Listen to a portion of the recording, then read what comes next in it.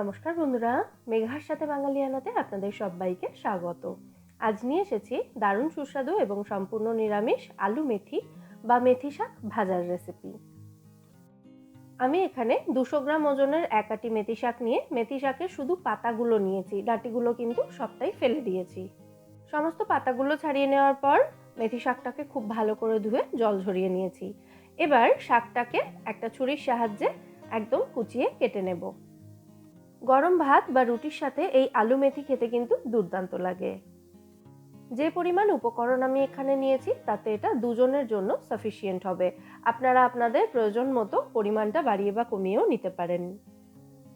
মেথি শাকটা কেটে নেওয়ার পর একটা মাঝারি সাইজের আলু ছোট এবং ডুমো করে কেটে নিচ্ছি।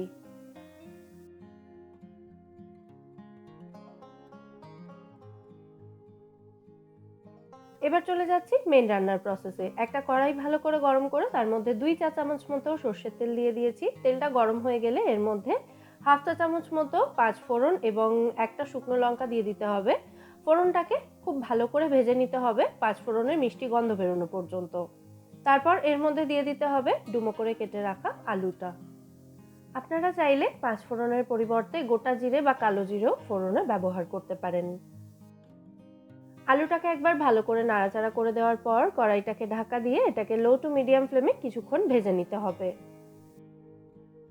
আলুটা একটু সময় নিয়ে ভাজতে হবে, তাতে আলুটা ভাজতে ভাজতে এটা সেদ্ধও হয়ে যাবে অনেকটা।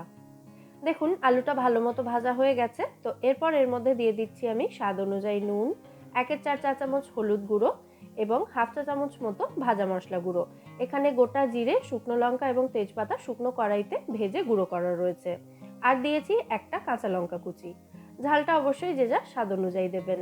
সমস্ত উপকরণ ভালো করে মিশিয়ে নেওয়ার পর এর মধ্যে আমি দিয়ে দিলাম কুচিয়ে রাখা মেথি শাকটা। তারপর ভালো করে মিশিয়ে দিচ্ছি। শাকটা মেশাতে মেশাতেই দেখবেন শাকটা আস্তে আস্তে নরম হয়ে আসছে। তো এবার কড়াইটাকে ঢাকা দিয়ে লো টু মিডিয়াম ফ্লেমে রেখে এটাকে 2 থেকে 3 মিনিট রান্না হতে দিতে হবে। 2-3 মিনিট পর এখন দেখুন শাকটা কিন্তু একেবারেই মজে গেছে এবং পরিমাণে অনেকটা কমও হয়ে গেছে। আলুগুলোও কিন্তু ভালো মতো সেদ্ধ হয়ে গেছে। তো এবার এর মধ্যে আমি সামান্য কয়েক দানা চিনি দিয়ে দিলাম, দিয়ে ভালো করে মিশিয়ে দিচ্ছি। মেথি শাকের মধ্যে হালকা একটা তিতকুটে ভাব থাকে, তো আলু এবং মিষ্টি দেওয়াতে সেই তিতকুটে ভাবটা কিন্তু অনেকটাই ব্যালেন্স হয়ে যায়। ব্যাস, আমাদের দারুণ সুস্বাদু আলু মেথি এখানে একদম রেডি সার্ভ করার জন্য। গরম ভাতের সাথে সার্ভ করুন অথবা রুটি দিয়েও এটা সার্ভ করতে পারেন, খেতে কিন্তু জাস্ট দুর্দান্ত হয়। যারা মেথি শাক পছন্দ করেন খেতে, তাদের জন্য কিন্তু এটা দারুণ একটা অপশন। অনেকেরই হয়তো পরিচিত রেসিপি, আর যারা জানেন না তারা কিন্তু অবশ্যই রেসিপিটা বাড়িতে ট্রাই করবেন। তাহলে আজকের এই মেথি শাকের রেসিপিটা যদি আপনাদের ভালো লেগে থাকে, ভিডিওটাকে বরাবরের মতো একটা লাইক এবং শেয়ার করে প্লিজ আমার চ্যানেলটাও অবশ্যই সাবস্ক্রাইব করার অনুরোধ রইল। পাশে থাকা বেল আইকনটা ক্লিক করে অল নোটিফিকেশন অপশনটাও কিন্তু অবশ্যই অন করে দেবেন। ফিরে আসবো নতুন কোনো রেসিপি নিয়ে। সবাই খুব ভালো থাকবেন।